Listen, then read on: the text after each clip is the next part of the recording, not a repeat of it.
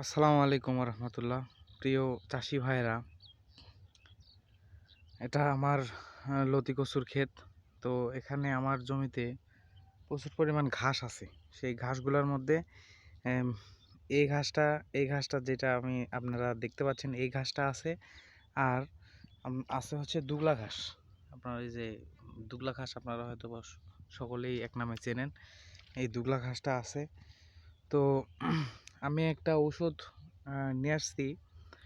তো এটা আমি হালকা পাতলাভাবে কিছু কচুর দিয়ে পরীক্ষা করছি এবং আহ, তারপরে আমি এটা আমার জমিতে প্রয়োগ করার জন্য নিয়েছি। তো ওষুধ ব্যাপারে আজকে কিছু বলতে চাচ্ছি না, কারণ আমি আগে দেই, তারপরে আপনারা আমার যদি ভালো ফলাফল আসে সেক্ষেত্রে আপনারা দিবেন।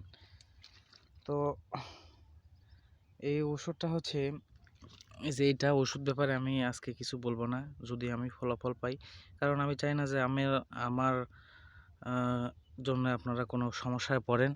তো আমার কচুর বয়স 5 মাস। এটা হচ্ছে যে 100 গ্রাম ইউরিয়া সারের সাথে এটা দিতে হবে। তো এটা যদি ভালো ফলাফল আসে তাইলে আমি আপনাদের অবশ্যই অবশ্যই অবশ্যই জানাবো। আর কী রকম ফলাফল আসলো সেটাও পরবর্তী ভিডিওতে জানিয়ে দেবো ইনশাল্লাহ।